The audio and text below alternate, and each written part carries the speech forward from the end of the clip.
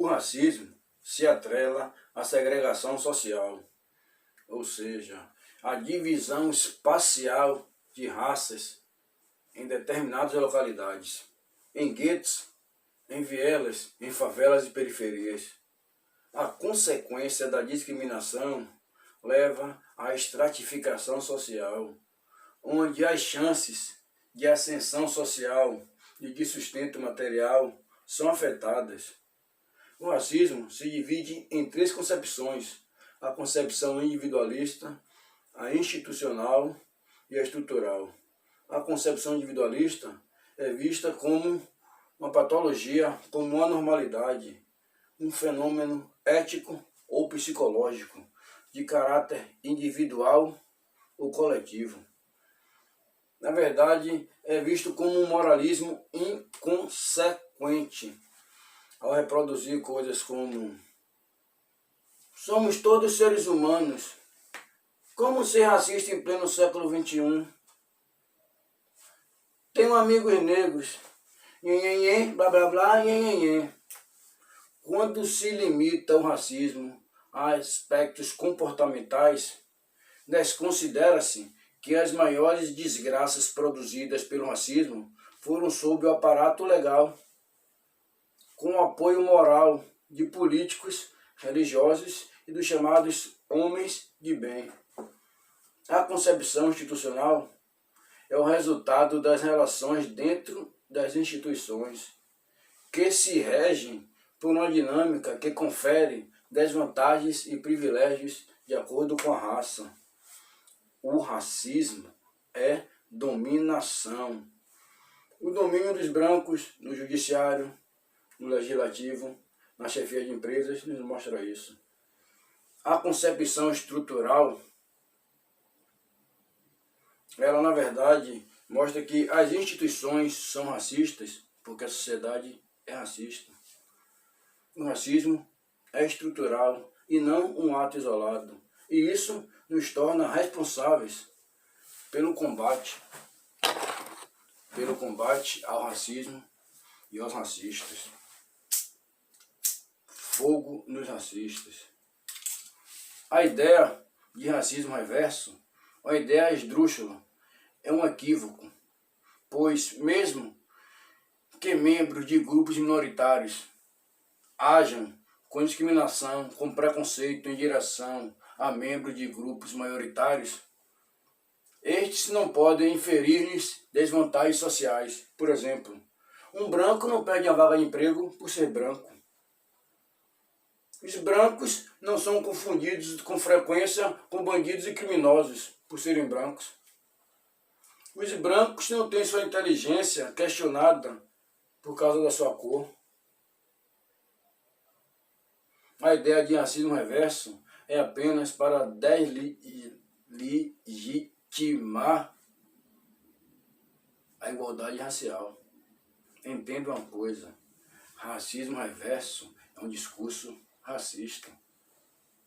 No bojo, lá no cerne da estruturalidade do racismo, faz morada 4 elementos nevrálgicos: a ideologia, a política, o direito e a economia. Racismo e ideologia. O Silvio Almeida passou a analisar os negros no ambiente a qual frequentavam e a sua ocupação. E na universidade, enquanto professor universitário, e na advocacia, enquanto advogado, percebeu que os negros eram minoria, isso quando ele não era o único.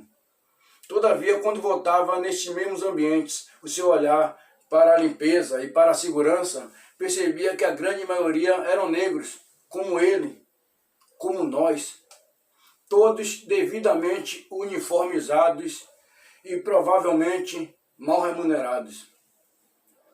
O que nos leva a naturalizar a ausência de negros em fóruns, em cursos de medicina? O que nos leva a normalizar os negros serem maioria nos presídios, nos trabalhos precários, nos guetos?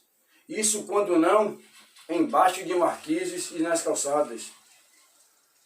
Porque achamos que tem algo desconexo, fora do lugar, algo estranho, quando avistamos um mendigo branco de olhos azuis. Da mesma maneira, quando nos deparamos com um médico negro. A ideologia, na verdade, é uma visão fantasiosa da realidade. Por que nas novelas as mulheres negras geralmente estão na cozinha? Por que os homens negros geralmente interpretam criminosos e bandidos? Por que os homens brancos geralmente são líderes natos? A escola corrobora com essas concepções, ao mostrar um mundo onde negros não têm muitas contribuições importantes para a ciência, a literatura e a história. O imaginário do negro criminoso não existiria se a justiça não fosse seletiva e se não criminalizasse a pobreza. Eles falam assim, mas a TV, as capas de revistas e a escola só mostra a realidade. Não, não é realidade. Este é, na verdade, o imaginário social acerca de nós negros. Os ocupantes de cargo de prestígio, os estudantes das universidades mais concorridas, mostram associação entre competência e branquitude, e masculinidade, e heterossexualidade, bem como a cisnormatividade. A negação do racismo é um discurso da meritocracia. E numa nação desigual como a nossa, a meritocracia apenas endossa a desigualdade, a pobreza e a violência. Racismo e política. O racismo se reproduziu com aparato estatal e com instituições como escolas, igrejas e meios de comunicação. Como explicar nações abertamente racistas, como a Alemanha nazista, os Estados Unidos na década de 60, em 1963, para ser mais exato, ou a África do Sul, seu apartheid. Como entender nações racistas onde o racismo é crime? Como explicar a violência de agentes do Estado contra minorias? Como entender o extermínio de milhares de jovens negros todo ano no Brasil? A representatividade é um passo importante na luta contra a discriminação. Porém, visibilidade negra não é poder negro. Pode-se não representar as demandas por igualdade do grupo a qual se pertença, e porque também pode não ter o poder necessário para combater as estruturas econômicas e sociais que mantêm a desigualdade. Estruturas essas, por sinal, arcaicas. Com certeza, hei de se reconhecer o valor de uma mulher negra na luta contra o racismo em condições na universidade, nos meios de comunicação e no judiciário, ambientes geralmente associados a homens brancos. Direito, racismo e direito. Direito se divide em 4 principais princípios: direito como justiça, direito como norma, direito como poder, direito como relação social. Direito como justiça, a escravidão jamais poderia ser vista como algo justo. Direito como norma, reduzir o contexto social a um problema psicológico, como o racismo, por exemplo. Direito como poder, são os mecanismos de dominação atrelados ao racismo. Abordagens policiais e audiência de custódia, por exemplo, eles mostram isso. O direito como relação social. Em tempos de outrora, as relações sociais eram feudais e antes disso eram escravistas. E nessas sociedades, o direito ele era subsumido, ele era submisso ao poder e à violência descabida. Racismo e economia. Entramos na minha seara. Falar de economia, falar sobre desigualdade.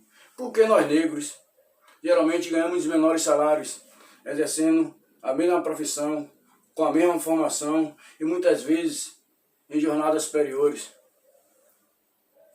Porque nós negros somos majoritariamente que ocupam os cargos precários. Por que o desemprego atinge em massa nós negros?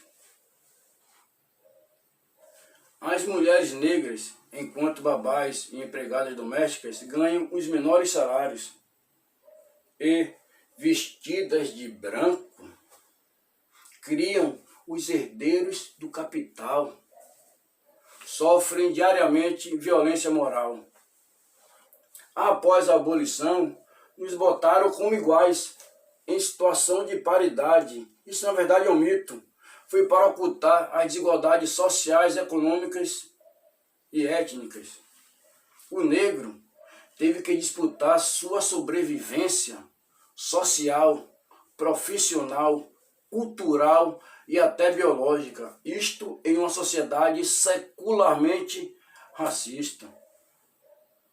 Nossa sociedade tem que deixar de ser uma máquina produtora de desigualdade, pois consciência de classe só existe com a consciência do problema racial. A mudança da sociedade depende da tomada de posturas e da adoção de práticas antirracistas, pois uma reflexão crítica pode superar o imaginário racial. E um dos maiores problemas na construção de uma nação é o racismo. Faz-se necessário que os racistas sejam punidos, e disso não temos dúvidas. Volto a repetir. Fogo dos racistas. Zumbi vive. Vidas negras importam. Racistas não passarão. Vamos dar-lhe.